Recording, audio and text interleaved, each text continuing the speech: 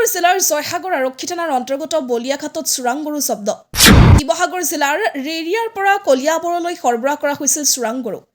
AA01 QC 8138 নম্বৰৰ এখন Bolero pickup ভানত Kaliabor ঐক্যত স্থানলৈ সৰবৰাহ কৰা হৈছিল 12টাকৈ গৰু চোৰাং সৰবৰাহকাৰীয়ে কৌশলেৰে সৰবৰাহ কৰাৰ চেষ্টা কৰিছিল 12টাকৈ গৰু জয়সাগৰ আৰক্ষীৰ অভিযানত বাহনসহ জব্দ হৈ চোৰাং গৰু আৰক্ষীয়ে বাহন চালক দিলদাৰ হুছেইন আৰু সহযোগী শৰীফুল ইছলামক আটক কৰাৰ লগতে সোধা-পোছা অব্যাহত ৰাখিছে পথৰ গোধন আইনৰ পাছতো উজনিত এক বৃহৎ চোৰাং গৰু সৰবৰাহ কৰা চক্ৰই আৰক্ষী নাকৰ দলতে চোৰাং গোধনৰ ব্যৱসায় চলাই আছে আজিৰ ঘটনাই তাকেই প্ৰমাণ কৰিলে news text report quick news Assam হয় ইতিমধ্যে আমাৰ আজি শিৱসাগৰৰ পৰা নগাঁও অভিমুখে আহি থকা ৩৭ নং ৰাষ্ট্ৰীয় ঘাইপথৰ সমীপতে আমি গম পালো যে জয়সাগৰ আৰক্ষী প্ৰশাসনে আহি এখন গৰু গাড়ী কৰায়ত্ব কৰে আৰু তেওঁলোকক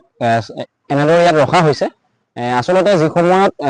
আমাৰ ইয়াত শিৱসাগৰত আজি কিছুদিন আগতে আমি দেখিবলৈ পালো এনে আপোনাৰ গৰু মাংস কটা এটা ঘটনা সংঘটিত হৈ গ'ল আৰু আজি পুনৰ আমি জয়সাগৰ আৰক্ষী প্ৰশাসনে এখন গৰু গাড়ী এনেদৰে কৰায়ত্ব কৰিছে আমি আৰক্ষী প্ৰশাসনক ধন্যবাদ জ্ঞাপন কৰিছো আৰু লগতে আমাৰ স্থানীয় যিসকল গাঁওৰক্ষী বাহিনী তথা আমাৰ যিসকল যুৱক আছিল